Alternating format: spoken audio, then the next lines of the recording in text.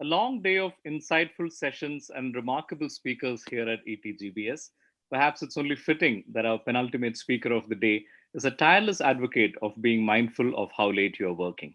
Arianna has been warning the world about the corrosive effects of modern work cultures for years now. She warned us about the flip side of our social media addiction long before that was a show on Netflix. Ariana, it's very good to see you. Thank you for joining us. And please tell us, are you hopeful that we will emerge from this pandemic with a healthier attitude to work? Thank you so much, SK. It's great to be here with you. The best decision I made at the Huffington Post is hiring you to launch Huffington Post in India. It was a real joy to work with you. So very happy to be here with you at this very important conference. And yes, I'm optimistic because, as I have been saying for years, the way we're working and living was already broken. So now, because of the pandemic, because of this incredible economic and health crisis we're going through globally, we have an opportunity not just to go back to a broken system that was not working, but to reimagine and build a new reality where we have a healthier world, where we have a more inclusive world, and also where we are tackling the big crisis of decision making around climate change, around inequalities, etc. Amazing. There is now pervasive anxiety in many companies about the well-being of their workers who are no longer around their managers in the workspace, and the ability of the company and of managers to assess how they are doing, in terms of their personal well-being as well as in terms of their productivity at work, etc., are high. How do you reckon, what should companies and managers keep in mind during a time like this about employee well-being? So I think, SK, the most important thing to keep in mind is that as we are looking at technological innovations to increase safety, to optimize productivity, we also need to look at the human layer on top of all these innovations. Because as I wrote in a piece recently, and as we are trying to work with companies that thrive, if you have the most advanced technologies, but your employees are stressed out of their minds and anxious, productivity is going to go down. And we see now latest research from Stanford expecting 5 to 10% drops in productivity. So we believe it's going to be essential to focus on employee resilience because people respond to stress differently. So we launched a program with Stanford based on the latest brain science that Accenture, for example, offered to its 500,000 employees, including in India, that helps employees identify their own stress triggers and gives them tools and techniques to deal with them. Because we all know from our own lives that people react to stress differently. Some are completely overwhelmed and undone by it, and others are able to move beyond it and grow and create through the stress and the crisis. We hear the incidence of mental health challenges. For instance, in June, 40% of adults in the US reported struggling with mental health issues. Around the world, we are seeing elevated incidence of stress and mental health challenges. What would be your advice to people who are working from home, feeling stressed, feeling like all the boundaries between home and work have vanished, and that instead of working from home, they are now living at work? Yes, obviously, boundaryless work is one of the problems, but an even bigger problem is the anxiety that comes from uncertainty. We are in very uncertain times, and nobody knows when this will end. It's not like we have an end date. And that moves people to a fight or flight survival mode. So we have launched a Thrive Enterprise app that is like a coach in your pocket, that gives you micro steps to adopt small, tiny, incremental behavioral changes that deal with these mental health problems. It's quite amazing to look at the science that shows that it takes, for example, 60 seconds to course correct from stress. So in our app, we have a feature that's my favorite feature called Reset. And let's say you're feeling stressed. We invite our users to create guides that bring together in 60 seconds the things they love about their lives. It could be pictures of your kids, your mom, landscapes, beautiful quotes, music, and a breathing pacer. And in 60 seconds, it can change the neural pathways in your brain. It doesn't take a lot of time. And you can do it a few times a day to course correct from stress, because stress is at the heart of a lot of mental health problems. We're not talking about acute problems like schizophrenia or bipolar disorders. We're talking about basic anxiety and depression, which is what the majority of cases are. That's right. And Arianna, you've been a trailblazer in so many different ways, and at this moment, I feel like the world is suddenly waking up to so many of these issues that you have now been championing for years. It's an odd thing to have for a pandemic to arrive to drive your point home. But how have you been feeling more recently when the entire world has started talking about and being concerned about issues that you've been championing for many years now? Well, it has been an incredibly busy time for Thrive. It's like this is like our moment to try and accelerate adoption of what we always believed would make businesses more profitable and productive and employees healthier and happier. So that's a kind of perfect combination.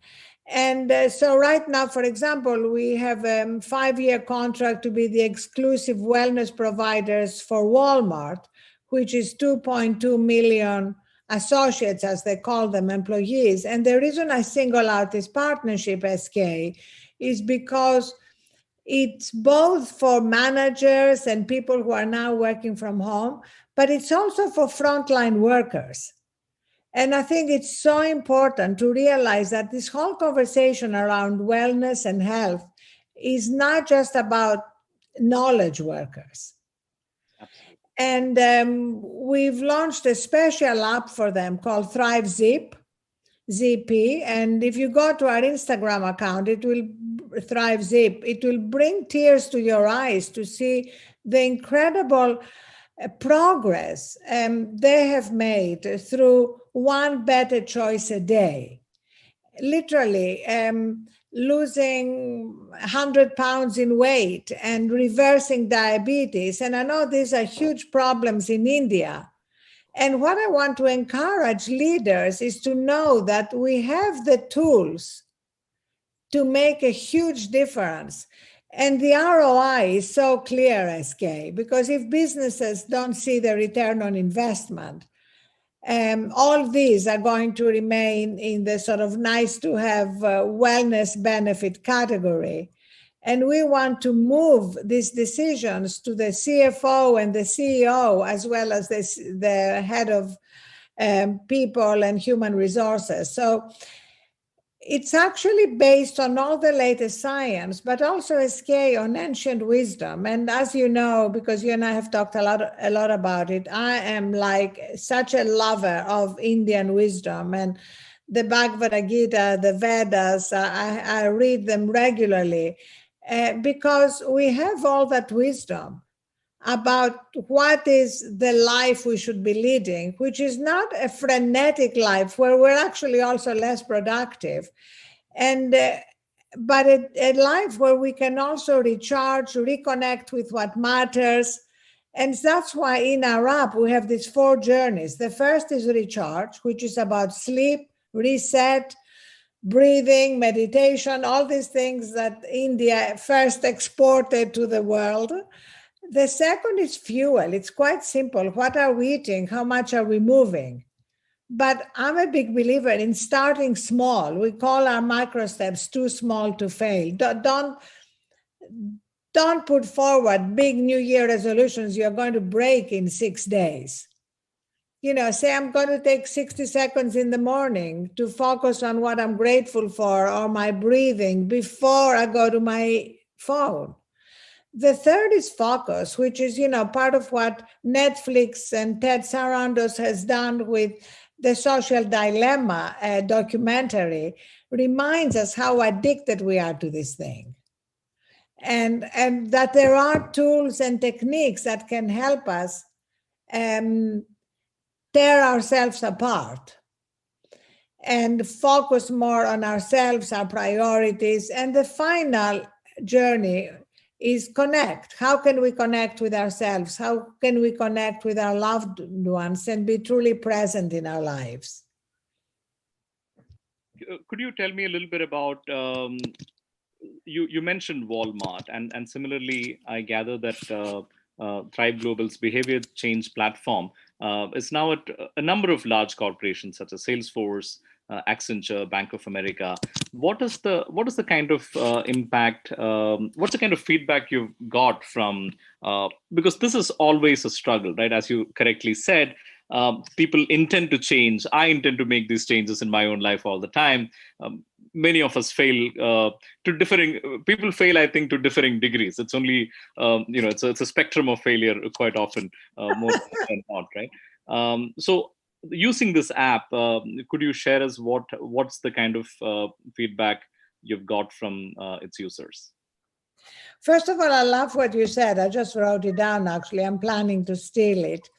It is a spectrum of failure, and that's why behavior change has failed. And we looked at that with a group of great behavior scientists that we have at Thrive. And we also bought an AI machine learning recommendation company called Boundless, so that we realized what was missing was storytelling and touching people's hearts and imagination and removing the shame and the guilt and the sense of failure.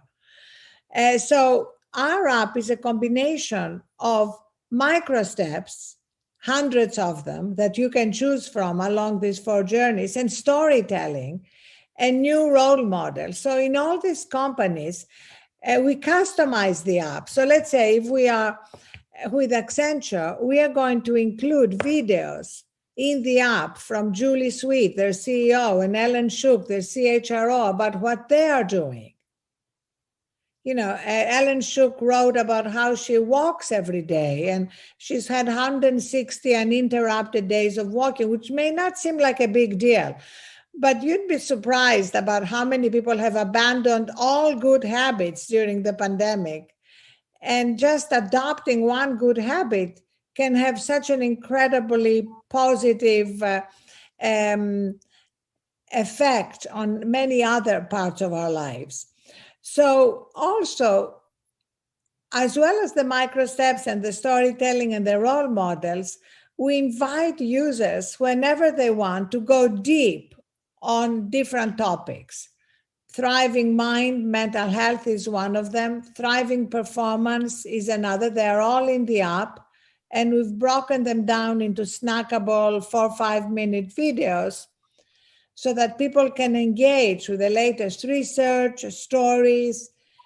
And to go back to what you asked me earlier, SK, about people working from home, we just launched a great new program called Thriving Families, where we help couples divide tasks, because one of the problems with working from home is that a lot of the mental load has fallen on the women.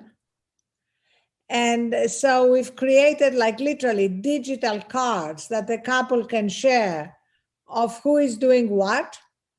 And whoever is taking, let's say, the lunch card owns that, from conception to execution. Because normally what happens is the husband, the father will ask the wife, how can I help? No, we don't want how can I help. I want what can I own?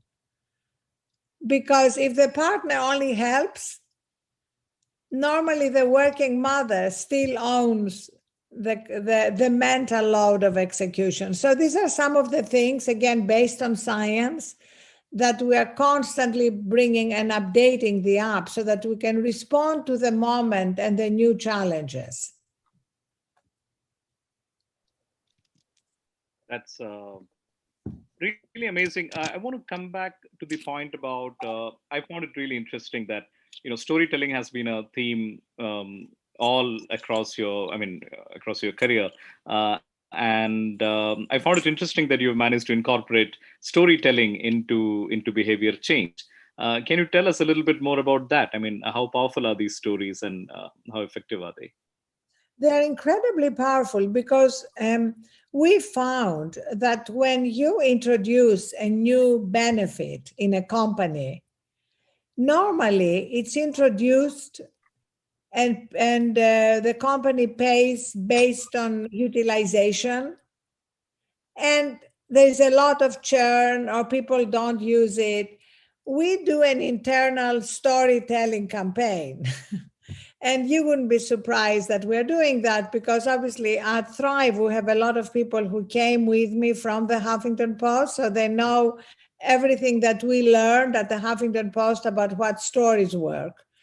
But now, for example, we may launch the app or the mental health program with a short, like 1-2 minute video from the CEO that goes to all the employees and says, I'm doing this with my direct reports. I invite you to do it as well. Cultural permission is so important, as you know, because a lot of people are still living under the delusion that in order to succeed, they have to be always on. They can't afford to disconnect. And that is a complete delusion.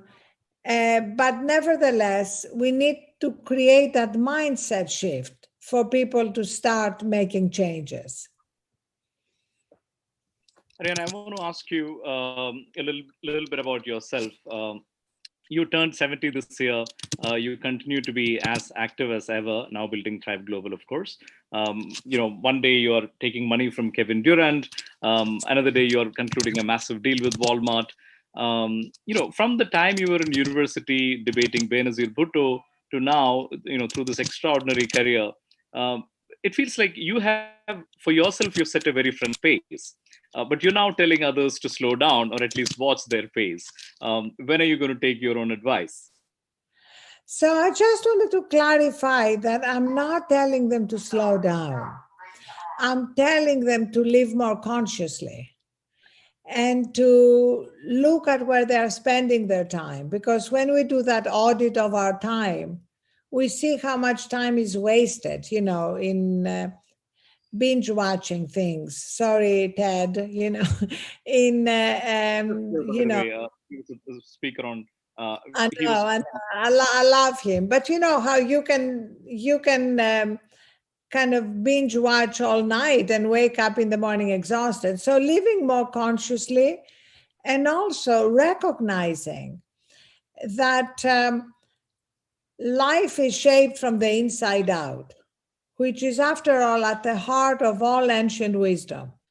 And if we don't improve the connection with our own strength and resilience, we are going to be operating in a fight or flight mode, which makes it much harder to be productive. So believe it or not, I feel when I started prioritizing my own sleep, my own moments to reset during the day, I have found myself being much more productive and effective than when I looked back at my career and found myself in a state of frenzy, making bad decisions, and all the consequences that follow.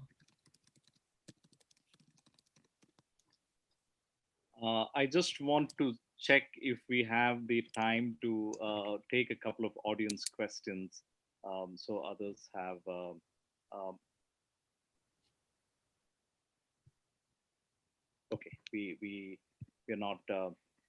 Ariana, before I let you go, I wanted to ask you. This is not really quite on our agenda, but obviously, politics is high on our minds. I mean, American elections and politics is high on our minds. Um, an election campaign in the middle of a pandemic. I mean, I'm sure you're not completely disconnected from. You don't live in a newsroom anymore, but you cannot be completely disconnected from politics. What can you tell us broadly about what's happening in American politics ahead of this election season? Obviously, this is such a divisive, polarizing time in our politics. And what I want to urge everyone is to move away from rage into action. All the best movements that we admire, including the civil rights movement here, was incredibly disciplined. So at the moment, because of Twitter, because of social media, there is way too much energy wasted in venting. So I want people to stop venting and take action around getting the vote out, around getting accurate information out. That's really what matters.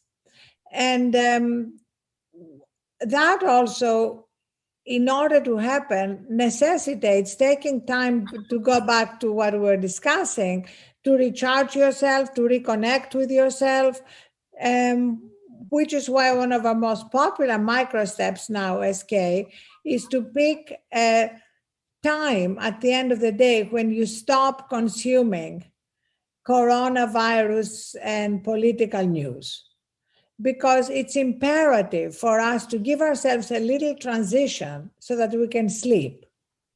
Otherwise, we remain wired. And there's a new term, as you know, coronasomnia, insomnia because of corona. And we wake up in the morning, we are angrier, we are less effective, and we don't help either ourselves, our companies, or the political world.